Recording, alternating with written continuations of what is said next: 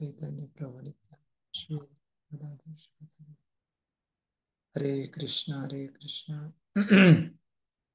Krishna Krishna Hare Hare Hare Ram. Actually Krishna किशोर प्रभु भी बाहर गए हैं सुबह, फ्लाइट में है, तो प्रभु का मैसेज आया कि प्रभु कल क्लास लेंगे। आज हम 12वां चैप्टर पढ़ेंगे। उसके पहले सबको सुनाई दे रहा है? जी प्रभु। हाँ प्रभु।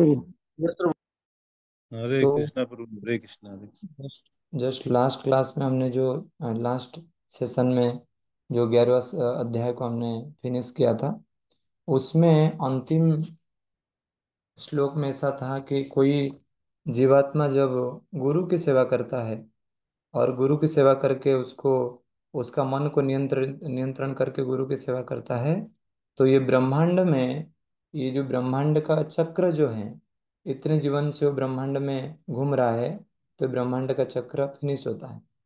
ब्रह्मांड भ्रमित कौन भाग्यवान जीव, गुरु कृष्ण प्रसाद पाए भक्ति लता बीज। कि ये ब्रह्मांड में कितने जीवन के बाद जब कोई व्यक्ति मनुष्य जीवन को प्राप्त करता है, उसके बाद इतना सरल नहीं कि गुरु को प्राप्त करना।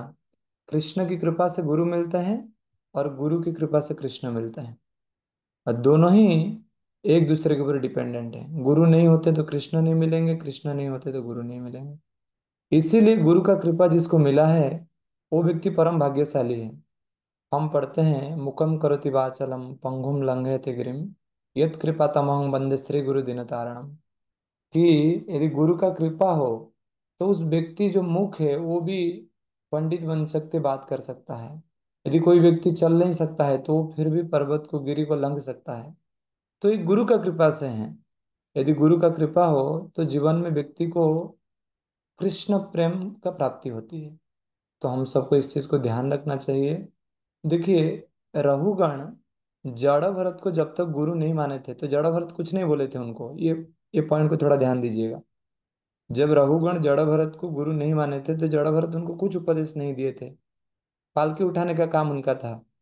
परंतु जब रहुगण जड़ भरत को पूछे कि आप कृपया बताइए मेरा जीवन का लक्ष्य क्या है, आप कोई सामान्य व्यक्ति नहीं है, तो फिर जड़ भरत उनको ये उपदेश देने लगे। ये चीज सबके साथ होता है। चैतन्य महाप्रभु कहते हैं, गुरु मरे मूर्ख देखी करिला शासन। माधवेंद्र पुरी का शिष्य ईश्वरपुरी कहते हैं, उनके अंतिम समय में ईश्वरपुरी ने चैतन्य महाप्रभु जो माधवेंद्र पुरी की सेवा किया। तो जिस प्रकार से गुरु शिष्य परंपरा में हम देख रहे हैं कि शिष्य को मन को नियंत्रण करके गुरु का सेवा करने के प्रति हर समय में तत्पर रहना चाहिए। और गुरु का सेवा के बिना इस जगत में और कुछ है ही नहीं। तो हम लोग अभी 12वां चैप्टर में हैं, जिसका नाम है, शीर्षक है महाराज रहुगण तथा जड़ भरत की वार्ता। सुजाता माता जी, आप इसका उपक्रम पढ़ेंगे। हरे कृष्णा।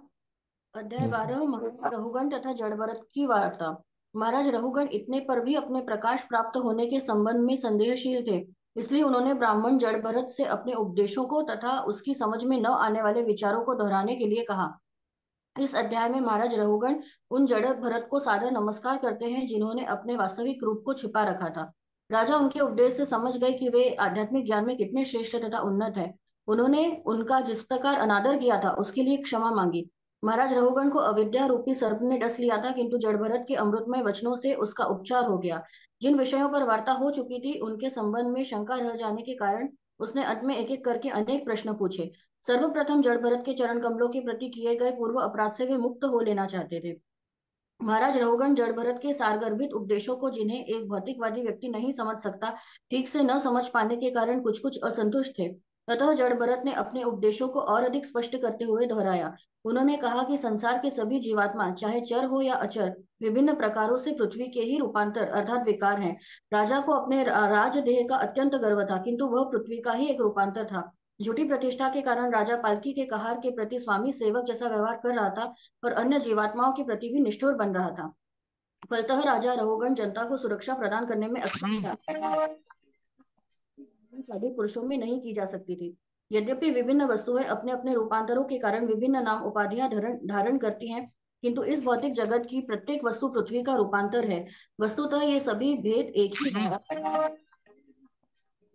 इस भौतिक जगत में कुछ भी स्थायी नहीं है। अनेक किस्म की वस्तुएं तथा उनकी उपाधियां हमारे मानसिक तर्क वितर्क मात्र हैं। परम सत्य तो मोह से परे है और तीन गुणों निर्गुण ब्रह्म, अंतर्यामी परमात्मा तथा पूर्ण पुरुषोत्तम भगवान में प्रकट होता है। परम सत्य के अंतिम साक्षात्कार तो पूर्ण पुरुषोत्तम भगवान ही है, जो भक्तों द्वारा भगवान वासुदेव कहे जाते हैं। जब तक भक्तों के चरण की धूल को मस्तक पर धारण नहीं किया जाता, तब तक कोई पूर्ण पुरुषोत्तम भगवान का भक्त नहीं बन सकता। जड़ भरत ने राजा को अपने पूर्व जन्म के संबंध में भी बताया और कहा कि ईश्वर की कृपा से उन्हें विगत जन्म की समस्त घटनाएं स्मरण है। अपने पूर्व जन्म के कर्मों के कारण जड़ भरत अत्यंत सतर्क थे। संसारी पुरुषों से मिलने जुलने से बचने के लिए उन्होंने गूंगे तथा बहरे जैसे व्यक्ति के आचरण अपना रखे थे। भौतिक प्रकृति के तीन गुणों की संगति बड़ी प्रबल होती है। भौतिकवादी पुरुषों की कुसंगति से बचने का एकमात्र उपाय है भक्तों की संगति। उनकी संगति से 9 प्रकार की भक्तियां की जा सकती हैं। श्रवणम कीर्तनम विष्णु स्मरणम पाद सेवनम अर्चनम वंदनम दास्यम सख्यम आत्मनिवेदनम। इस प्रकार भक्तों की संगति से भौतिक संगति से छुटकारा पाया जा सकता है और अज्ञान के सागर को पार करते हुए श्री भगवान के धाम को प्राप्त किया जा सकता है। हरे तो हम सभी भक्तों को जड़ भरत की तरह ही होना चाहिए। जिस प्रकार जड़ भरत बाहरी तौर पे देखा जाए तो एक एक भौतिक व्यक्ति की जैसे ही लगता है, परंतु जब वो बात करते हैं तो पता चला कि वो बहुत बड़े विद्वान हैं। जब हम समाज में रहते हैं, जब हमारे साथियों के साथ हम बात करते हैं, तो हमको ध्यान रखना चाहिए, हमको प्रजल्प नहीं करना चाहिए। यहाँ पे प्रजल्प नहीं करने के लिए भी विधि बताया गया है, श्रवणम कीर्तनम विष्णु। हर समय में कोई व्यक्ति यदि श्रवण करने के प्रति लालायित रहेगा, कीर्तन करने के प्रति लालायित रहेगा, कीर्तन मतलब करताल बजा के कीर्तन नहीं, कीर्तन मतलब भगवान के बारे में बोलना। उसके बाद फिर स्मरण, जो श्रवण किया, जो कीर्तन किया उसको स्मरण करेगा, तो ऑटोमेटिकली ये तीन चीज जब होगा तो ऑटोमेटिकली उसका जीवन में अनुभव आएगा। देखिए जड़ भरत अभी जो रहुगण को उपदेश दे रहे हैं, अभी जड़ भरत रहुगण को डांट रहे हैं कि आप एक राजा हो और व्यक्तिगत रूप से भगवान कृष्ण ही सबके लो मालिक हैं, परंतु आपको लग रहा है कि आप राजा हो। सेम चीज अर्जुन के साथ हुआ, अर्जुन ने भी, भगवान ने भी अर्जुन को डांटा कि अनार्य कुतस्त्व कस्मणमिदम विषम समुपस्थितम। भगवान ने भी अर्जुन को डांटा। तो हम देख सकते हैं कि गुरु जब शिष्य को डांटते हैं, वो डांटने के अंदर प्रेम छुपा हुआ रहता है। वो प्रेम क्या है? इस संसार चक्र से उस शिष्य को मुक्त कराना चाहते हैं, क्योंकि अनेक जीवन के बाद गुरु कृष्ण की कृपा से एक शिष्य को एक प्रामाणिक गुरु मिलता है। तो हम सबको मौका गुरु को देना चाहिए। जब तक हम लोग ये नहीं देंगे, तब तक हम लोग को हमारे शुद्धिकरण के लिए गुरु की कृपा हमको प्राप्त नहीं होगा। हम आगे बढ़ते हैं। पहला श्लोक।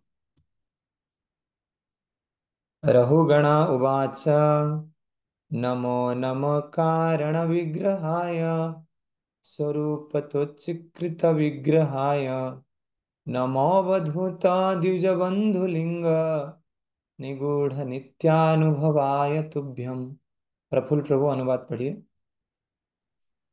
राजा रघुगण ने कहा, हे महात्मन, आप पूर्ण पुरुषोत्तम भगवान से भिन्न नहीं हैं। आपके प्रभाव से शास्त्रों के समस्त विरोधाभास दूर हो गए हैं। आप ब्रह्म बंधु के वेश में अपने दिव्य आनंदमय स्वरूप को छिपाए हुए हैं। मैं आपको सादर नमस्कार करता हूँ। परीक्षित महाराज भी सेम प्रश्न सुखदेव गोस्वामी से पूछे थे कि आपको मैं इसलिए प्रश्न पूछ रहा हूं क्योंकि आप पूर्ण पुरुषोत्तम भगवान कृष्ण से अलग नहीं हैं, बल्कि आप उनसे बड़े हैं। आप उनसे भी बड़े हैं। क्यों? और उस तात्पर्य में प्रभुपाद जी लिखते हैं सेकंड कैंटो में कि जिस प्रकार राम, लंका जाने के लिए राम को पुल बनाना पड़ा, परंतु देखिए हनुमान को, हनुमान छलांग लगा के चले गए। जिस प्रकार दुर्वासा मुनि को, दुर्वासा मुनि जो वैकुंठ गए और वैकुंठ में भगवान उनको लौटा दिए कि मैं तुमको रक्षा नहीं कर सकता, परंतु भगवान उत्तर में ये भी बोले थे कि अम्बरीश तुमको रक्षा कर सकता है। तो भगवान से बड़े हैं भगवान का भक्त, इसीलिए यहाँ पे संबोधित किया जा रहा है। जब रहुगण को चेतना आया कि ये जड़ा भरत कोई सामान्य व्यक्ति नहीं है, प्रामाणिक गुरु हैं, तो वो उनको भगवान के साथ संबोधित कर रहा है। प्रमदानंद कृष्ण प्रभु जी तात्पर्य पढ़िए। परीक्षित प्रभु जी, तात्पर्य ब्रह्म संहिता से ज्ञान होता है कि श्री भगवान समस्त कारणों के कारण सर्व कारण कारणम है। ऋषभ देव सर्व कारण स्वरूप श्री भगवान के साक्षात अवतार थे। उनके पुत्र भरत महाराज को अब ब्राह्मण भरत ब्राह्मण जर भरत की भूमिका निभा रहे थे। उनका श्री इन्हीं सर्व कारणों के कारण से प्राप्त हुआ था, इसलिए उन्हें कारण विग्रह कहा गया है। हरे कृष्ण प्रभु। दो चीज हर समय में जानना बहुत जरूरी है कि जो भी ये ब्रह्मांड में कुछ हो रहा है, एक भक्त को तो ये जानना ही चाहिए कि जो भी ब्रह्मांड में हो रहा है सब भगवान की इच्छा से हो रहा है। और भक्त का जीवन में कभी भी दुख आता है तो वो उसको इसी प्रकार ही लेते हैं कि भगवान की इच्छा है मेरे शुद्धिकरण के लिए। तो हमारे व्यक्तिगत जीवन में हमको हमारे मन को नियंत्रण में रख के गुरु के प्रति सरेंडर होके भगवान को सभी कारणों का कारण मान के चलना होगा। सेकंड, दूसरा श्लोक। जुरामयर्तस्य यथा गदं सत् निदाघदग्धस्य यथा हिमाम्भ उदेहमाना हि विदस्तद्रष्टे ब्रह्मन् वचस्ते अमृतम औषधम में। हरिप्रिया माता जी, अनुवाद पढ़िए। हे ब्राह्मण श्रेष्ठ, मेरा शरीर मल से पूर्ण और मेरी दृष्टि गर्भ रूपी सर्प द्वारा दंशित है। अपनी भौतिक बुद्धि के कारण मैं रुग्ण हूँ। इस प्रकार के ज्वर से पीड़ित व्यक्ति के लिए आपके अमृतमय उपदेश वैसे ही हैं जैसे कि धूप लू से झूलते झुलसे हुए व्यक्ति के लिए शीतल जल होता है। हरे कृष्ण। बहुत महत्वपूर्ण है, जब गुरु के पास हम जाते हैं तो कुछ भी छुपाना नहीं चाहिए, कुछ भी नहीं। क्योंकि जब ब्रह्मांड में हमारा पतन हो गया तो हम अच्छे व्यक्ति नहीं हैं। कितने भी हम हमको सफाई दे दें कि मैं अच्छा हूँ, अच्छा हूँ, अच्छा हूँ, अच्छा हूँ, मेरे पास ये है, मेरे पास वो है, हम अच्छे नहीं हैं, इसलिए जगह में है। इसलिए जब हम गुरु के पास जाते हैं तो पूरा हृदय को खोल देना चाहिए कि प्रभु जी मेरा ये प्रॉब्लम हो रहा है, माता जी मेरा ये प्रॉब्लम हो रहा है, मैं क्या कर सकता हूँ। बहुत मुझे महसूस हो रही है कि मैं आगे बढ़ना चाहता हूँ, मेरा दिक्कत हो रहा है। यहाँ पे जड़ भरत जब पता चल गया कि सॉरी रघुगण को जो पता चल गया कि जड़ भरत प्रामाणिक गुरु हैं, तो उनको उनका हृदय की बात बता रहे हैं। और देखो हमारा सबका अंदर ये है, तो हमको महसूस करके इसको गुरु के सामने खोलना चाहिए। गौरी शंकर प्रभु तात्पर्य पढ़िए। बद्ध बद्ध युग शरीर गंदी वस्तुओं अस्थि रक्त मूत्र मल इत्यादि से भरा रहता है। तो भी इस तो भी संसार में बुद्धिमान मनुष्य सोचते हैं कि वे रक्त अस्थि रक्त मूत्र तथा मल के योग से बने हैं। यदि ऐसा है तो फिर इन सर्वसुलभ पदार्थों के अन्य बुद्धिमान व्यक्ति क्यों नहीं बनाए जा सकते। संपूर्ण संसार अध्यात्म बुद्धि से अभिभूत है। भले मनुष्य के रहने के लिए नारकीय परिस्थितियां उत्पन्न हो रही है। जड़ भरत ने राजा रघुओं को जो उपदेश दिए हैं वो अत्यंत महत्वपूर्ण है। वे सर्प दंश की औषधि तुल्य है। वैदिक उपदेश झुलसती गर्मी से पीड़ित व्यक्ति के लिए अमृत एवं शीतल जल के समान है। वही ऊपर करना।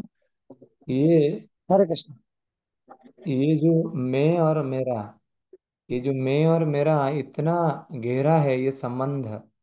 एक साधु दक्षिण भारत में हुए, उनको प्रश्न पूछा गया कि तुम इतने बहुत अच्छे साधु हो तो इस जीवन में वैकुंठ जा पाओगे। तो उन्होंने आंसर में क्या बताया, बहुत अच्छी बात बताई। उन्होंने बोला कि मैं चला जाएगा तो मैं चला जाऊंगा। ये बहुत इंपॉर्टेंट चीज है, मैं चला जाएगा तो मैं चला जाऊंगा। मतलब मैं, ये जो मेरा मैं मेरा जो भावना है, जब ये चला जाएगा तो मैं चला जाऊं। तो खुद को हर समय में गुरु का दास समझ के हमको आगे बढ़ना चाहिए। टेक्स्ट 3। तस्माद्भवन तस्माद्भवन्तं मम संशयार्थं प्रक्ष्यामि पश्चादधुना सुबोधम् अध्यात्मयोगो ग्रथितं तवोक्तम् आख्यानि कौतूहलचेतसा में। सरिता माता जी, अनुवाद पढ़िए। हरे कृष्णा प्रभु। यदि किसी विशेष विषय पर मेरी शंकाएं रह गई है तो मैं उनके संबंध में आपसे आगे चलकर पूछूंगा, किंतु इस समय आपने आत्म साक्षात्कार के लिए जो गूढ़ योग के उपदेश दिए हैं उनको समझ पाना कठिन है। कृपया उन्हें सरल रीति से पुनः कहें जिससे मैं उन्हें समझ सकूं। मेरा मन अत्यंत जिज्ञासु है और मैं इसे भली भांति समझ लेना चाहता हूँ। हरे कृष्ण। ये एक शिष्य का कर्तव्य है, जब तक उसको एक दृढ़ से समझ में नहीं आ रहा है। देखिए पूछने का भी तरीका देखिए। ऐसा नहीं कि आपने आपने मुझे समझाया, मुझे तो समझ में नहीं आ रहा है, तो आप ऐसा क्यों आप समझा नहीं पा रहे मुझे। परंतु पूछने का तरीका देखिए। तद्विधि प्रणिपातेन परिप्रश्नेन सेवया उपदिक्षन्ति ते ज्ञानम ज्ञानिनः तत्त्वदर्शिनः। हम जब पूछते हैं गुरु को तो इस प्रकार ही पूछना चाहिए कि मुझे समझ में नहीं आ रहा है, मेरे बुद्धि कम होने के कारण मैं समझ नहीं पा रहा हूँ। तो कृपया आप मुझे दोबारा बताइए कि इस तथ्य का रहस्य क्या है। तब जाके गुरु, एक्चुअली गुरु जो ज्ञान देते हैं वो ज्ञान किताबी ज्ञान है, परंतु जब शिष्य का श्रद्धा होता है तो वो गुरु का ज्ञान को ग्रहण कर पाता है। नहीं तो वो शिष्य तो किताब से भी पढ़ के समझ सकता है, परंतु जब गुरु से समझता है तो शिष्य को ज्यादा समझ में क्यों आता है? क्योंकि शिष्य को गुरु के प्रति श्रद्धा है। इसीलिए हमारा गुरु वंदना में कहा जाता है, प्रेम भक्ति जहाँ हिते अविद्या विनाश जाते वेदे गाये जहाँ चरिता। कि वेद में तो सब कुछ है, परंतु जब तक प्रेम नहीं होगा गुरु का प्रति, जब तक भक्ति नहीं होगा गुरु का प्रति, तो वेद का चीज भी हमको समझ में नहीं आएगा। तो इसीलिए हमको प्रेम और श्रद्धा गुरु के प्रति रखना चाहिए। गायत्री माता जी तात्पर्य पढ़िए। हरे कृष्ण प्रभु जी। तात्पर्य वैदिक साहित्य का उपदेश है, तस्मात् गुरुम प्रपद्यन जिज्ञासु श्रेय उत्तमम। बुद्धिमान व्यक्ति को दिव्य विज्ञान अच्छी प्रकार से जानने के लिए अत्यंत उत्सुक होना चाहिए। उसके लिए उसे गुरु के पास जाना चाहिए। यद्यपि जड़ भरत ने महाराज रघुगण को प्रत्येक वस्तु विस्तार से समझा दी थी, किंतु ऐसा प्रतीत होता था कि उसकी बुद्धि उसे समझने में पूर्ण रूप से समर्थ न थी। अतः उसने आगे विवेचना में प्रार्थना की, जैसा कि श्रीमद् भगवत गीता 4.34 में कहा गया है, तत्विधि न प्रणिपाते न परिप्रश्न सेवया। विद्यार्थी को चाहिए कि गुरु के निकट पहुंचकर पूर्ण समर्पण कर दे। प्रणिपातेन उसे चाहिए कि उसके उपदेश समझने के लिए वह प्रश्न भी पूछे। परिप्रश्न उसे चाहिए कि गुरु को अपने केवल समर्पण करे और उनकी प्रेम पूर्ण सेवा भी करे। सेवैया, जिससे गुरु प्रसन्न होकर उसे दिव्य विषय को ठीक से समझा दे। यदि कोई वैदिक उपदेशों को गंभीरता से सीखना चाहता है तो उसे गुरु से स्पर्धा करने की भावना नहीं रखनी चाहिए। हरे कृष्ण। देखिए, श्रील भक्ति सिद्धांत सरस्वती स्वामी ठाकुर जब चले गए इस जगत से, तो उनके कई सारे शिष्य थे, परंतु प्रभुपाद जी ने ही इतना बड़ा काम क्यों किया? क्योंकि वो गुरु के वचनों को हर समय में याद करते थे, गुरु का वचनों पे जीते थे। इसीलिए एक शिष्य का कर्तव्य होता है कि वो गुरु को हर समय में स्मरण करे। मैं काल गुरु महाराज का एक कोट पढ़ रहा था, तो गुरु महाराज वहां पे बताते हैं कि शिष्य को हर समय सोचना चाहिए कि गुरु उसके दाहिने कांध के ऊपर बैठे हुए हैं। मेरा याद आ गया हनुमान जी के बारे में। मतलब मुझे लगा कि हनुमान जी जिस प्रकार राम जी को उठा के ले गए, क्या राम का ताकत नहीं था? राम का ताकत था, परंतु हनुमान जी उठा के ले गए, या हनुमान जी को बड़ा बना रहे थे राम। तो जब गुरु का दाहिने कान पे शिष्य का दाहिने कान पे गुरु रहेंगे, तो उनके बचनों भी उनके कान में आएगा डायरेक्ट। कान और दाहिने कान पास पास में है, तो बचनों भी डायरेक्ट आएगा कान में। जब कान में डायरेक्ट आएगा तो व्यक्ति कुछ गलत काम कर ही नहीं सकता। तो बार बार हमको प्रति, और इसीलिए हाँ, यस्य स्त्री संध्यम, हाँ 3 बार, 3 बार गुरु को याद करना चाहिए, सुबह दोपहर शाम। हर समय में गुरु को याद करके हमको कार्यरत रहना चाहिए। चौथा श्लोक, यदा ह्ययोगेश्वर दृश्यमानं क्रियाफलं सद्व्यवहारमूलम् न हि अंजसा तत्तो विमसृणाय भवान अमुस्मिन् भ्रमते मनो में। अनीता साहू माता जी अनुवाद पढ़िए। हे योगेश्वर, आपने कहा है कि शरीर को इधर उधर हिलाने डुलाने से उत्पन्न थकान प्रत्यक्ष अनुभव गम है, किंतु वास्तव में कोई थकान नहीं रहती, वह तो कहने के लिए होती है। ऐसे प्रश्नोत्तरों से परम सत्य के विषय में कोई निष्कर्ष नहीं निकाला जा सकता। आपके इस कथन से मेरा मन कुछ कुछ विचलित हो। हरे कृष्ण प्रभु धन्यवाद। हरे माता जी अनुवाद पढ़िए, तात्पर्य पढ़िए।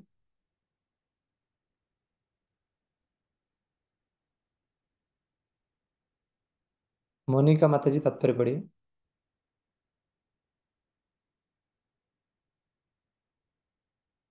अंकित गुप्ता प्रभु तात्पर्य पढ़िए। देहात्म बुद्धि के संबंध में औपचारिक प्रश्नोत्तर से परम सत्य का ज्ञान नहीं होता।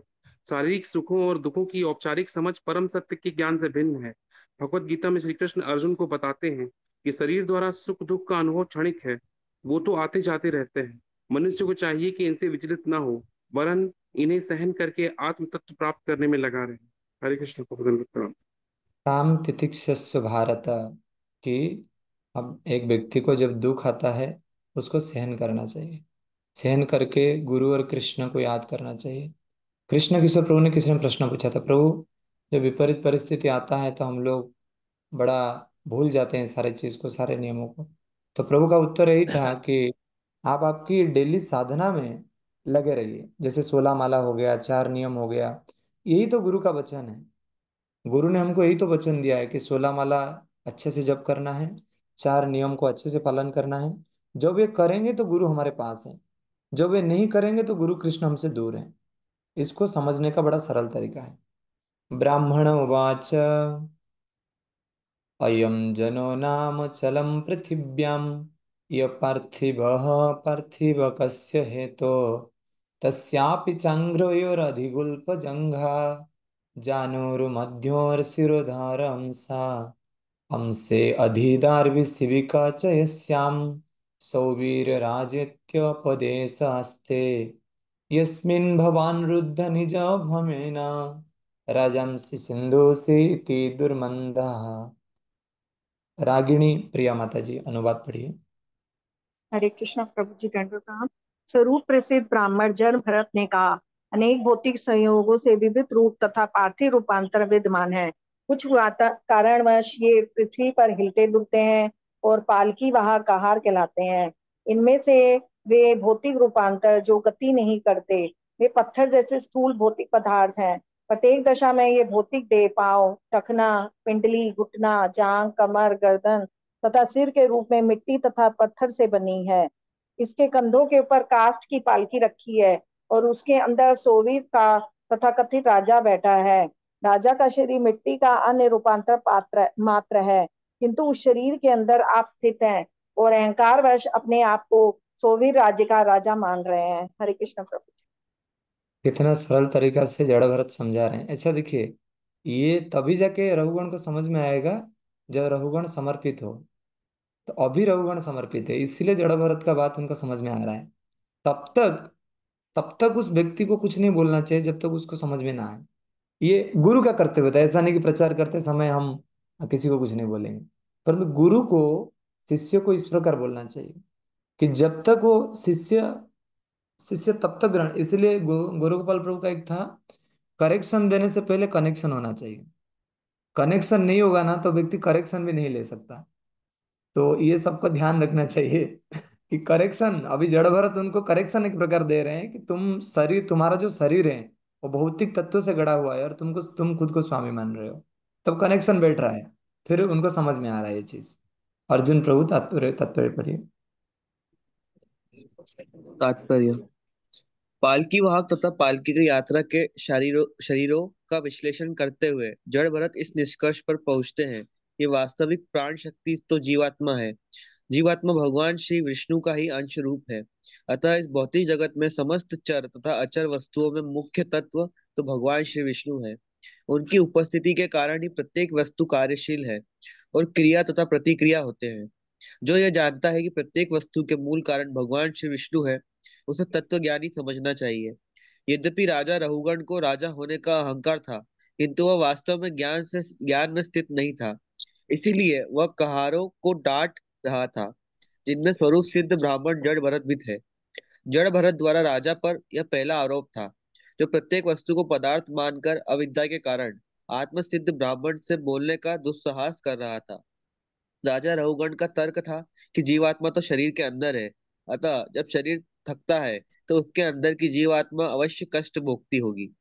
लेकिन अगले श्लोकों में यह भली भांति समझाया गया है कि शरीर की थकान से जीवात्मा को कष्ट नहीं होता। श्री विश्वनाथ चक्रवर्ती आभूषणों से लदे एक बालक का उदाहरण प्रस्तुत करते हैं। यद्यपि बालक का शरीर अत्यंत सुकुमार होता है, किंतु न तो उसे थकान का अनुभव होता है और न उसके अभिभावक अभिभावक ही आभूषणों को उतारने के लिए व्यग्र होते हैं। जीवात्मा को शारीरिक सुख दुख से कुछ भी लेना देना नहीं होता। ये तो मानसिक तर्क मात्र है। जो बुद्धिमान व्यक्ति होगा वह हर वस्तु का मूल कारण ढूंढ निकालेगा। लौकिक व्यवहार में भौतिक संयोगों तथा परिवर्तन क्रम को तथ्य कहा जा सकता है, किंतु जीवन शक्ति आत्मा को इनसे कोई सरोकार नहीं होता। जो भौतिक दृष्टि से असंतुलित है वे शरीर की चिंता करते हैं और दरिद्र नारायण की सृष्टि करते हैं। किंतु यह सच नहीं है कि शरीर के दरिद्र निर्धन होने से आत्मा या परमात्मा भी दरिद्र हो जाते हैं। ऐसा तो अज्ञानी ही कहता है। आत्मा तथा परमात्मा शारीरिक सुख दुख से सर्वथा पृथक होते हैं। जब गुरु महाराज लेक्चर देते थे तो उनके हिजूल भक्ति चर्चन गुरु महाराज, तो वो हर लेक्चर में आत्मा परमात्मा के बारे में बताते थे। तो लोग को लगता है यार ये कुछ नया नहीं बता रहे हैं, है ना, कुछ नया बता नहीं रहे हैं, तो सिर्फ आत्मा और शरीर का भेद ही बता रहे हैं। यही तो चीज है समझने के लिए, और तो कुछ चीज है ही नहीं समझने के लिए। हमको सब समझ में आ गया, परंतु यही चीज समझ में नहीं आ रहा है कि हम आत्मा है। प्रभुपाद जी का हर एक तात्पर्य में प्रभुपाद जी कहीं ना कहीं ये बात को बारंबार उठाते हैं कि we are not the body, we are the spirit soul. हमको यदि स्पिरिट सोल खुद को महसूस करेंगे तो असली सुख हम शांति में रहेंगे। जब तक ये परिस्थिति में रहेंगे कि हम शरीर हैं, तब तक अस्थाई जीवन को जिएंगे, और स्थायी सुख हमको नहीं मिलेगा। अस्थायी सुख दुख में हम आगे बढ़ते रहेंगे। 7 नंबर, स्वच्छानिमं त्वम् अधिकष्टदीनान् विस्त्यानि गृणान् निरनुग्रहायसि जनस्य गुप्तास्मि विकथमानो न शोभसे दृढ़ सुभाषु दृष्ट। रेखा माता जी अनुवाद पढ़िए। किंतु यह सच है कि बेगारी में तुम्हारी पालकी ले जाने वाले ये निर्दोष व्यक्ति इस अन्याय के कारण कष्ट उठा रहे हैं। उनकी दशा अत्यंत शोचनीय है, क्योंकि तुमने अपनी पालकी ले जाने के लिए जबरन उन्हें लगा रखा है। इससे सिद्ध होता है कि तुम क्रूर तथा निर्दयी हो। तो भी अहंकारवश तुम यह सोच रहे थे कि तुम प्रजा के रक्षक हो। यह हास्यास्पद है। तुम जैसे मूर्ख को ज्ञानी पुरुषों की सभा में भला कौन महान पुरुष मान सकता है। हरे कृष्ण। मतलब ये तो पूरा ही गाली हो गई। कब कब इस प्रकार गुरु शिष्य को बता सकते हैं? जब शिष्य पूरा ही अनुमति दे दें कि अभी मेरा जीवन आपका है, तब जाके इस प्रकार बता सकते हैं। नहीं तो जड़ भरत इस प्रकार बता नहीं सकते हैं कभी रघुगण को, कि और कुछ भी बता नहीं रहे थे। जब रघुगण ने बोले कि आप बताइए, तो फिर जड़ भरत बता रहे हैं। तो कई बार ऐसा हो सकता है कि परिस्थिति के अनुसार, देखो हमको, हम आज जितने गिरे हुए हैं, यदि गुरु हमको डांटेंगे नहीं ना, गुरु हमको सिखाएंगे नहीं, तो हम उठ भी नहीं पाएंगे। आप विचार करके देखिए, हम ऐसे कौन थे जो सुबह 3:30 4 बजे उठते थे? विचार करके देखिए। वो गुरु हैं जो हमको आज भी उठा रहे हैं, काल भी उठाएंगे, परसों भी उठाएंगे, और जब तक जीवन है तब तक उठाएंगे। परंतु कई बार हमको लगता है देखो मैं उठ रहा हूँ, ये गलती है हमारा। गुरु ने हमको दीक्षा की माला दी, गुरु ने हमको ये 10 नाम अपराध दिया, गुरु ने हमको कृष्ण के साथ जोड़ा, गुरु ने हमको परंपरा से जोड़ा, और अभी फ्री में हमको 32 परंपरा के जितने 32 गुरु हैं उन सबका कृपा मिल रहा है। हमको हमारा कोई शक्ति नहीं था, गुरु हमारे सारे अपराध लिए, हमको मुक्त किए, हमको दीक्षा दिए। उसके बाद ये अहंकार जब हमारा होगा कि देखो मैं ही सब कुछ हूँ, मेरी वजह से सब कुछ हो रहा है, तो कितना ही एक शर्मिंदा करने वाली बात है। इसीलिए गुरु को पूरा मौका देना चाहिए कि प्लीज, मैं आपकी कृपा से ही भक्ति में आया हूँ, अभी भी आपकी कृपा से ही जी रहा हूँ, आने वाले समय में भी आप मुझे मदद करें। तात्पर्य आरती माता जी पढ़िए। तात्पर्य, राजा रहुगण को अपने राजा होने का अभिमान था और वह सोचता था कि उसे अपनी प्रजा पर अपनी इच्छा अनुसार नियंत्रण रखने का अधिकार था, जबकि वह बेगारे में लोगों से पालकी ढुलवाकर अकारण ही उन्हें पीड़ित कर रहा था। इतने पर भी वह अपने आप को प्रजा का रक्षक समझ रहा था। वस्तुतः राजा को पूर्ण पुरुषोत्तम भगवान का प्रतिनिधि होना चाहिए, इसलिए वह नर देवता अर्थात मनुष्यों का स्वामी कहलाता है। किंतु यदि राजा अपने आप को राज्य का प्रमुख समझकर प्रजा का उपयोग अपनी इंद्र तृप्ति के लिए करता है, तो वह भूल करता है। विद्वान लोग ऐसी प्रवृत्ति की प्रशंसा नहीं करते। वैदिक नियमों के अनुसार राजा को विद्वान साधुओं, ब्राह्मणों तथा विद्वानों से सलाह लेनी चाहिए, जो कि धर्म शास्त्र में दिए गए आदेशों के अनुसार उसे सलाह देते हैं। राजा का धर्म है कि वह इन आदेशों को माने। विद्वान जन राजा द्वारा प्रजा का उपयोग अब कभी पसंद नहीं करते। उसे चाहिए कि वह प्रजा को संरक्षण प्रदान करे। राजा को ऐसा दुष्ट नहीं बनना जाना चाहिए कि वह अपने स्वार्थ हेतु प्रजा का शोषण करे। श्रीमद् भागवतम में कहा गया है कि कलयुग में राज्य के शासक डाकू तथा चोर होंगे। ये डाकू तथा चोर जनता के धन तथा उनकी संपत्ति को छल से या बलपूर्वक ले लेते हैं। इसलिए श्रीमद् भागवतम में कहा गया है, राजैक्नेर नीर घृणेर दस्यु धर्म भी। जो जो कलयुग पास आ रहा है ये लक्षण पहले से ही दृष्टिगोचर होने लगे हैं। हम सोच सकते हैं कि कलयुग के अंत तक मानवीय सभ्यता किस अधोगति को प्राप्त होगी। निसंदेह कोई ऐसा ज्ञानी पुरुष नहीं बचेगा जो ईश्वर को तथा उसके साथ हमारे संबंधों को समझ सके। दूसरे शब्दों में कहना चाहे तो कह सकते हैं कि सभी मनुष्य पशु तुल्य हो जाएंगे। उस समय समाज को सुधारने के लिए भगवान श्री कृष्ण कल्कि के अवतार के रूप में प्रकट होंगे। उनका कार्य होगा सभी नास्तिकों का वध, क्योंकि अंततः श्री विष्णु या श्री कृष्ण ही वास्तविक रक्षक हैं। जब तथाकथित राजा तथा राज्य के अमात्य कुव्यवस्था फैलते हैं तो ईश्वर अवतार लेते हैं और व्यवस्था स्थापित करते हैं। जैसे श्री कृष्ण श्रीमद् भगवत गीता में कहते हैं, यदा यदा ही धर्मस्य ग्लानिर्भवति भारत। निसंदेह इसमें अनेक वर्ष लगते, किंतु नियम यही है कि जब राजा या अमात्य उचित नियमों का पालन नहीं करते तो प्रकृति युद्ध, अकाल इत्यादि के रूप में दंड देती है। अतः यदि राजा राज्य के प्रमुख जीवन के परम उद्देश्य से परिचित नहीं है तो उन्हें प्रजा पर शासन करने का भार नहीं लेना चाहिए। वस्तुतः प्रत्येक वस्तु के परम स्वामी जो भगवान श्री विष्णु हैं, वे ही सबके पालक हैं। राजा, पिता तथा अभिभावक ये तो भगवान श्री विष्णु के प्रतिनिधि मात्र होते हैं, जिनके ऊपर व्यवस्था की रखवाली तथा व्यवस्था को बनाए रखने का उत्तरदायित्व सौंपा गया है। अतः राजा का यह कर्तव्य है कि प्रजा को इस प्रकार रखे कि उसे अंततः जीवन उद्देश्य का ज्ञान हो सके। न ते विदु सर्वार्थ गतिम ही विष्णु। दुर्भाग्यवश न तो राज्य को बुद्धिहीन शासक न ही जनता यह जानती है कि जीवन का परम उद्देश्य भगवान श्री विष्णु को जानना और उन तक पहुंचना है। इस ज्ञान के बिना प्रत्येक व्यक्ति अज्ञान में रहता है और संपूर्ण समाज में वंचकों और वंचितों की भरमार हो जाती है। हरे कृष्ण। पुनः पुनः सर्वित अचर्वणानाम। इसीलिए आध्यात्मिक जीवन एक कृतज्ञ होने का जीवन है। आज कलयुग में प्रथम संध्या चल रहा है और ये प्रथम संध्या में हमको गुरु मिले हैं, हमको कृष्ण मिले हैं, हमको एक आध्यात्मिक मार्ग मिला है। यदि हम कृतज्ञ रहेंगे आज तो हमारा पूरा जीवन इतना सुख में बीतेगा, इतना सुख में बीतेगा, उसका कोई भी ठिकाना नहीं। क्योंकि हमको जो मिला है आज, ब्रह्मांड भ्रमित कौन भाग्यवान जीव, हमको जो मिला है वो किसको नहीं मिला है। इसलिए प्रभुपाद जी को वो उनके शिष्य लोग पूछते थे कि प्रभुपाद आपने कितना प्रचार किया और देखिए हम लोग कितने लोगों को जोड़ दिए, ये किए वो किए। तो प्रभुपाद कहे तुम तो नालायक हो, मैंने तुमको बचाया। हाँ, तो पूरा कलयुग देखो। आप धीरे धीरे, आप लोग अभी धीरे धीरे हमारे साथ कृष्ण किशोर प्रभु का माध्यम से सुन रहे हैं।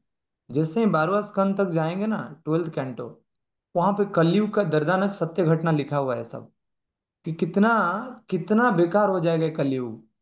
जीव को कोई ऐसा व्यक्ति नहीं दिखेगा जो मनुष्य हो। आज मुझे दिख रहा है ऐसा मनुष्य है, परंतु आने वाले समय में कोई व्यक्ति मनुष्य नहीं रह जाएगा, सब पशु हो जाएंगे। और राजा जो हैं वो दस्यु बन जाएंगे, सारे पैसा लेकर बल पूर्वक या फिर छल पूर्वक किसी भी परिस्थिति में वो पैसा लेके रख लेंगे। तो कहीं ना कहीं हम परम भाग्यशाली हैं, जबकि हम आज प्रथम संध्या में, कलयुग का प्रथम संध्या जहाँ पे चैतन्य महाप्रभु आए। और चैतन्य महाप्रभु जब से आए तब से 10,000 सालों तक, 5,000 सालों तक बताया गया कि गोल्डन एज है। और जब प्रभुपाद आए तो प्रभुपाद जी जब आए तो प्रभुपाद जी बताए कि मेरे सोसाइटी 10,000 सालों तक रहेगा। तो इसीलिए भक्ति सिद्धांत सरस्वती स्वामी ठाकुर बोलते थे कि कोई भी व्यक्ति को ये जगत को दोबारा आने के लिए प्रयास नहीं करना चाहिए। और वो कोड बोलते थे एक, this world is not befit for a gentleman, कि कोई भद्र व्यक्ति का स्थान ये नहीं है, यहाँ पे सारे अभद्र व्यक्ति रहते हैं। इसीलिए हमको गुरु को स्मरण करना चाहिए, हमको कृष्ण को स्मरण करना चाहिए। कृष्ण को स्मरण करना बड़ा कठिन होता है, क्योंकि कृष्ण के साथ हमने कभी मिले नहीं, है ना। जो भी मिले हैं, जो भी थे, वो सब भूल चुके हैं हम। अभी गुरु के साथ हमारा मुलाकात हुआ है, गुरु के संबंध में हमारी बातचीत होती है, गुरु को हमने देखा है। प्रभुपाद जी का डायरेक्ट शिष्यों के साथ हम लोग मिल रहे हैं। तो प्रभुपाद जी को याद करना बड़ा आसान है। जैसे ही हम प्रभुपाद जी को याद करेंगे, जैसे हम प्रभुपाद जी का शरणागत हो जाएंगे। देखिए, वाल्मीकि इतना पापी था, दस्यु रत्नाकर, वो मरा मरा राम राम बोल नहीं पा रहा था। नारद जी उनको बोले कि मरा मरा मरा मरा मरा मरा मरा मरा मरा मरा मरा बोलो। और जैसे ही मरा मरा बोला तो नारद जी का कृपा से वो राम नाम को भी ले पाए। आज हमारा अंदर में जितना अनर्थ है, आज हमारा अंदर में जितना इस संसार को भोगने की वासना है, आज हमारा अंदर में जितना गुरु को, सॉरी, संसार को और भोगने की वासना है, वो ऐसा कौन व्यक्ति है जो मिटा पाएगा बताइए? वो गुरु ही होते हैं जो ये अंधकार से हमको आलोक तक लेके जाते हैं। तो हमको पूरा प्रतिदिन प्रयास करना चाहिए कि प्रभुपाद जी को कृतज्ञ रहिए, आप जिनसे जुड़े हैं उनके प्रति कृतज्ञ रहिए। कृष्ण किशोर प्रभु ने वृंदावन के इस बार जो गोवर्धन परिक्रमा, सॉरी, गोवर्धन में हमारा ये स्टेइंग हुआ था, वहां पे क्वेश्चन माधुर्य कादम्बिनी से पूछे थे कि अभी तक आपके जीवन में जितने लोग आपको भक्ति मार्ग में सहायक हुए हैं उन सबका नाम आप लिखिए। तो भक्त लोग लिखे, लगभग किसका 25 हो गया, किसका 50 हो गया। तो प्रभु जी ने उन सबको बोले थे कि गोवर्धन को प्रार्थना करके जाना है कि इन सबका तबीयत ठीक रहे, इन सब लोग ने मुझे भक्ति मार्ग में मदद किया है, तो इनके प्रति कृतज्ञ रहे। और शिवराम महाराज कहते हैं कि भौतिक जीवन से लेकर आध्यात्मिक जीवन का बीच में जो सीढ़ी होती है, या फिर ब्रिज बोल सकते हैं उसको, वो ब्रिज होता है कृतज्ञता का। जिसका मन में कृतज्ञता की भावना है, वही है लायक एक शिष्य बनने के लिए, वही है लायक एक गुरु बनने के लिए। तो जो शिष्य अच्छे हो सकते हैं वो आगे जाके गुरु बनेंगे। तो प्लीज आप सभी से विनम्र अनुरोध है कि इस बात को प्रभुपाद जो तात्पर्य में बता रहे हैं, कलयुग का संध्या चल रहा है, बड़े ही सावधान होकर कृष्ण का भक्ति गुरु के समर्पण होकर करना चाहिए। श्रील प्रभुपाद की निताय गौर प्रणाम। इसको कोई प्रश्न है? आशा अग्रवाल माता जी। हरे कृष्णा प्रभु जी, दंडवत प्रणाम। प्रभु जी, अभी आपने कहा कि 24 गुरु हैं, तो वो 24 गुरु समझ में नहीं आए। 24 गुरु नहीं, मैंने 32। 24 गुरु बोला गया, मुझे तो पता नहीं। 32 बोला प्रभु जी। 32 बत्तीस 32, हाँ बत्तीस सॉरी बोला। प्रभु जी, 32। 32 बोला था प्रभु जी, 30। 32। अच्छा, ये मैं अभी गीता मैराथन में हूं तो मेरे पास भगवत गीता है। भगवत गीता के, ये देखिए, एक मिनट, आप शायद जानते हैं फिर भी मैं दिखा रहा हूं आपको। ये दिखाई दे रहा है आपको, पहला श्लोक यस ये है प्रभु जी। भगवत, और यहाँ पे 32 गुरु का नाम लिखा है। अच्छा प्रभु जी, ठीक ये ठीक। 32 ठीक है प्रभु जी। ताकि हमको याद रहे इस प्रकार। हरे कृष्ण। बसंत प्रभु। हरे कृष्णा प्रभु जी, धन्यवाद प्रणाम। प्रभु जी, मेरा थोड़ा सा अलग है। अभी एक स्टूडेंट है, वो रेगुलर पहले मुझे 4 माला का रिपोर्ट करता था, और फिर अचानक से उसने बंद कर दिया। तो मैं उससे मिला, तो उन्होंने बोले नहीं, ये उसने जीपीटी पे दिखाया राधा नाम जप का महत्व, ये वो। फिर उन्होंने बहुत सारे मुझे वीडियो दिखाने, ये महाराज वृंदावन ये बोल रहे राधा नाम राधा नाम।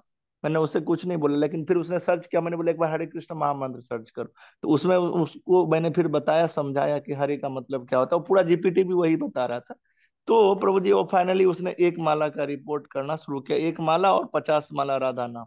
तो मैं उन्हें कैसे गाइड कर सकता हूँ, क्योंकि वो राधा नाम तो अभी छोड़ेंगे नहीं, और कोई गलत भी नहीं है, लेकिन हरे कृष्ण महामंत्र अपने आप में बहुत ही ज्यादा जो आचार्यों ने कहा, तो थोड़ा इस पे थोड़ा प्रकाश डालें, और हमें भी थोड़ा मैं सारे भक्त सुन रहे हैं, मैं उन सभी से प्रार्थना कर रहा हूँ आज कि किसी को नेग्लेक्ट नहीं करना इस जीवन में, किसी को भी नेग्लेक्ट नहीं करना। एक्चुअली अभी गीता मैराथन की समय चल रहा है, ये मुझे काफी महसूस होता है। जैसे मैं 5 साल से स्टॉल में बैठा था, कई लोग, लगभग 5-10 हजार लोगों से मैं कनेक्ट था, और मुझे लगा कि जो लोग माला जप कर रहे हैं, जो लोग भक्ति में सीरियस हो रहे हैं, उनके साथ मुझे बात करना है, और उनको उनको ही थोड़ा सा मदद करना है भक्ति मार्ग में, तो आगे बढ़ना है। परंतु अभी जैसे गीता मैराथन का समय आ रहा है, तो मैं देख रहा हूँ कि जो भक्त लोग 16 माला कर रहे हैं वो गीता डिस्ट्रीब्यूशन नहीं कर रहे हैं, और जो लोग, जो उनके पास में जा रहा हूँ, वो लोग माला नहीं कर रहे हैं परंतु वो गीता ले रहे हैं। तो बड़ा आश्चर्य लगता है मुझे, मतलब मुझे ऐसा कैसे हो सकता है? परंतु वैसा ही होता है प्रभु।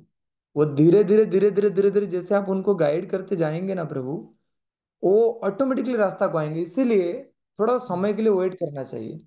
हाँ, जैसे आप अभी उनको बोले कि वो राधा नाम जप रहे हैं, जैसे आपने उनको शास्त्रों से बताया हरे कृष्ण महामंत्र जपना चाहिए, तो अभी वो हरे कृष्ण महामंत्र को धीरे धीरे कर रहे हैं।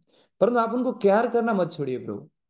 यदि केयर करना छोड़ देंगे ना, तो फिर डिस्टर्ब हो जाएंगे वो, फिर वो उनको जो मन आएगा वो करेंगे। एक्चुअली देखा जाए, आज पूरा जगत में यही हो रहा है। जिनको मन से लगता है कि आध्यात्मिक जीवन ये होना चाहिए, वो मन के आधार पर ही आध्यात्मिक जीवन को जीना चाहते हैं।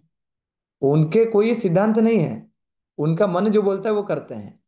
इसीलिए हर एक प्रचारक को दृष्टि में रखना चाहिए, मेरा मोबाइल में जितने नंबर हैं, मेरा कांटेक्ट में जितना नंबर है, मुझे एक प्रभु जी ने बताया थे, देखो कोई इस्कन को शुद्ध भक्त बनने के लिए आया है, कोई इस्कन के भक्तों के साथ इसलिए जुड़ता है कि इधर इधर प्रसाद अच्छा मिलता है, कोई इस्कन के भक्तों के साथ इसलिए जुड़ता है कि उसको विदेश जाने के मौका मिलेगा, कोई इस्कन भक्त के साथ इसलिए जुड़ता है कि उसको सेवा करना पसंद है, वो सेवा करेगा, बस कुछ उठा देगा, कुछ कुछ रख देगा, इस प्रकार। तो अभी मेरा महसूस हुआ, मैं कल सुरेश सुबल प्रभु से चर्चा कर रहा था, मैंने बोला प्रभु लाइफ में ये भूल दोबारा नहीं होगा, लाइफ में कभी भी। कई बार डिस्टर्ब होता है, अरे समय एक अच्छा वक्त है, उनको ज्यादा समय देना चाहिए, परंतु मैंने भी प्रॉमिस किया हूँ प्रभु कि प्रतिदिन मैं 30 नया लोगों को कॉल करूंगा। ये मेरा अभी एक सिद्धांत में बनाया हूँ, 30 नया लोगों को प्रतिदिन कॉल करूंगा। और ऐसे भी तो नया लोग मैं कनेक्ट होते जाते हैं जब मैं स्टॉल में बैठता हूँ, उन सबके लिए मेरे पास एक लिस्ट बना रहा हूँ। तो जब तक मेरा जीवन रहेगा तब तक मैं प्रतिदिन 20-25 लोगों को डेली कॉल करूंगा, ताकि ताकि मेरा भी शुद्धिकरण हो। एक्चुअली आपने अभी जो उनको बोला ना प्रभु, वो हमारा शुद्धिकरण हो रहा है अभी। जब तक ये प्रोसेस को ग्रहण करते, यदि ग्रहण अभी जल्दी कर लिया तो हमारा शुद्धिकरण क्या हुआ प्रभु? जी जी। समय प्रभु जी, लगेगा। हाँ प्रभु बताए। नहीं मैं वही बिल्कुल प्रभु जी, थोड़ा देर के लिए मुझे भी, मैंने उसको कई दिनों से समझा रहे थे कि वही अपने इस्कॉन में हर जगह राधा राधा रानी, राधा मदन मोहन, राधा श्याम सुंदर, सब जगह तो हम लोग राधा रानी को वो नहीं कर रहे हैं, बहुत सारे चीज बताए। तो लास्ट में मैंने देखा कि फिर भी वो अचानक से उसका मूड बदल गया था, तो मैंने उनको छोड़ दिया। तो बोले कि आप जो करो करो अच्छे से, बस प्रसाद लेने तो आ सकते हो। उसने बोला यस, प्रसाद लेने में आ जाओ।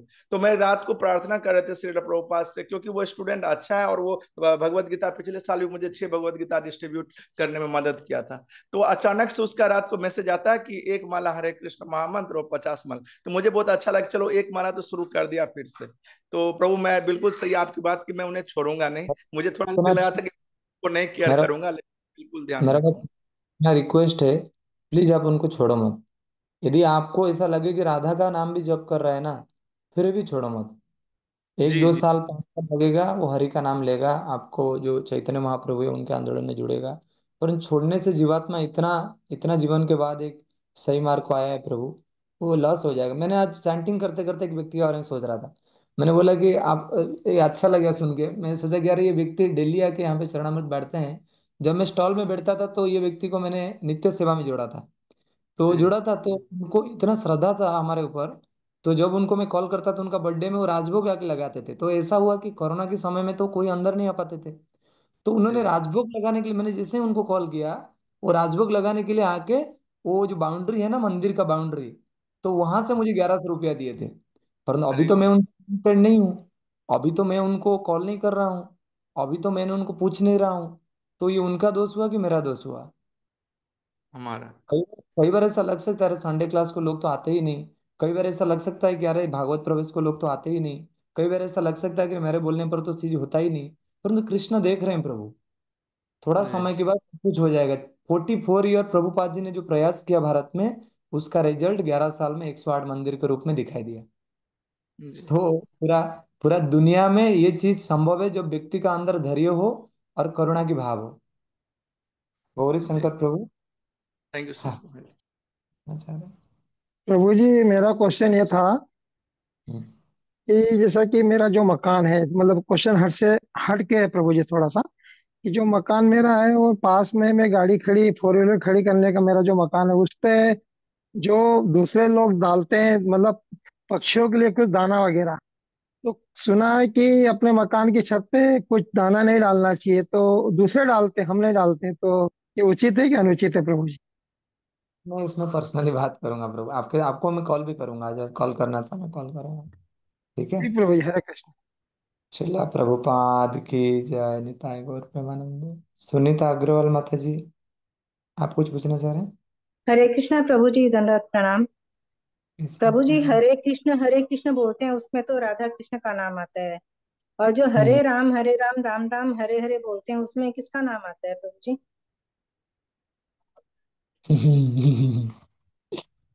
तो सीधा सीधा बोलें तो, आप आपको क्या लग रहा है बताइए, आपको क्या लग रहा है ऐसा? मुझे नहीं समझ आ रहा है, इसीलिए तो मैं क्वेश्चन की। दिन से जब कर रहे हैं, आपको क्या लग रहा था? हाँ? ऐसे तो बोलते हैं कि बलराम है, ये जो हरे राम राम, ये वो अयोध्या वाले राम नहीं है, बलराम का नाम आता है। तो फिर देखिए बाद में हरे। दो बात मैं बताना चाह रहा हूँ। ये हाँ। प्रभुपाद जी ने इसको क्लैरिफाई किया है। राम भक्त यदि इसको जप करेगा तो राम को ही जपेगा, राइट। यदि हम लोग गौड़ीय वैष्णव हैं तो जीव गोस्वामी इसका तत्व संदर्भ में दिए हैं कि ये जो राम है वो है राधा रमण। राम शब्द का अर्थ है जो आनंद प्रदान कर सके, राम रमेति इति राम, जो आनंद दे सके। तो राधा रमण जो हैं वो सबसे आनंद देने वाले हैं पूरा जगत में। तो ये जो राम है वो राधा रमण है। तो हरे मतलब है राधा रानी, और राम मतलब है राधा रमण, मतलब राधा रमण भगवान। आपने वृंदावन गए हैं क्या? हरे कृष्ण माता जी, सुनीता माता जी। हरे कृष्णा, गई हूँ प्रभु जी वृंदावन। तो राधा रमण का नाम आपने सुने हैं? हाँ, सुनी हूँ प्रभु जी। वो राधा रमण हमारे, ये हरे राम मतलब हमारे लिए राधा रमण भगवान है। और बाहर के लोग को इतना डिटेल्स में बताने की जरूरत नहीं है। यदि आज भी हमको और डिटेल्स में सारा चीज का चर्चा किया जाएगा तो कहीं ना कहीं हमको लोग लगेगा अरे इतना डिटेल्स भी है क्या। तो हमको गुरु आचार्य उतना ही देते हैं जितना हम पचा सकें। तो आपको आज पता चला, परंतु बाहर के लोग के लिए आप बोलना है हरे राम मतलब सीताराम, सीताराम राम राम सीता सीता। नॉर्मल यही हम बोलते हैं, क्योंकि उस व्यक्ति का श्रद्धा ही नहीं समझने के लिए उसको क्या बोलोगे आप, बताइए। पर आपने जिस प्रकार से प्रश्न किया है वो प्रश्न में जीव गोस्वामी बताते हैं ये जो हरे राम है वो है राधा रमण भगवान, ऐसा। ओके प्रभु जी, थैंक यू। उषा माता जी। हरे कृष्ण प्रभु जी, प्रणत हाँ, प्रणाम। क्वेश्चन करी थी, प्रभु राधा जी को क्वेश्चन करे थे। हाँ, हरे कृष्ण को हो गया, हरे राम। क्या क्या बोल रहे हैं माता जी? उषा माता जी। हाँ जी प्रभु जी, हरे कृष्णा, दंडवत प्रणाम। प्रभु जी, मेरा प्रश्न ये है कि अगर हम किसी वस्तु, व्यक्ति, स्थान से अटैच हो जाए और हमको ये फील भी हो कि हाँ जी, उसमें हमारी आसक्ति है, तो हम उस आसक्ति को कैसे खत्म करें?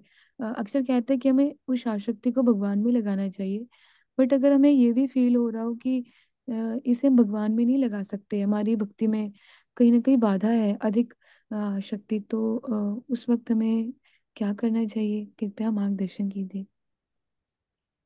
देखो आपका उत्तर आपका पास है माता जी।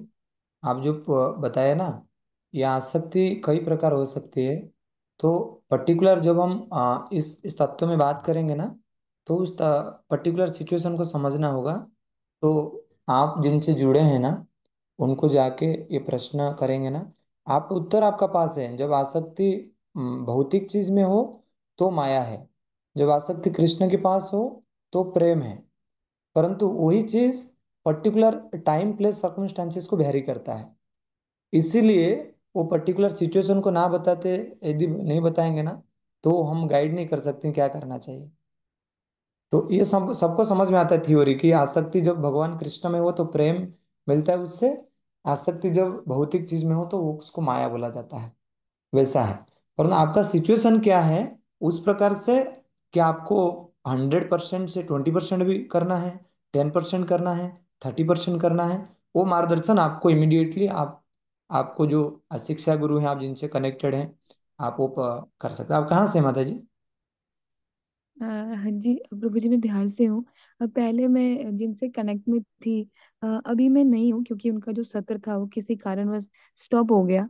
और बिल्कुल ही नहीं हूँ क्योंकि वहां पर अब वो बिल्कुल ही क्लासेस नहीं चलता है, तो तो मैं। क्या कर सकते हैं आप हम लोग आप मैसेज भेजते हैं तो आप मुझे कॉल करिए, मैं एक माता जी हैं उनसे आपको कनेक्ट कर दूंगा पहले। तो फिर आपको अच्छा रहेगा एक चीज समझने के लिए, मैं मेरा नंबर। ये माता जी शांभवी माता जी की दोस्त है। अच्छा, संभवी माता जी की दोस्त है क्या? ये हमारी हाँ जी, हाँ भांजी। जी। अच्छा, बहुत अच्छी हाँ बात है। जी। ठीक है माता जी, मैं प्रयास करूंगा बसंत के द्वारा आपके साथ कनेक्ट करने के लिए। हरे कृष्ण। तो पूनम जी माता जी, प्रभु हम जी। कल ये करते हैं यार, समय हो गया है। शिला प्रभुपाद की जय। निताई गौर प्रेमानंद।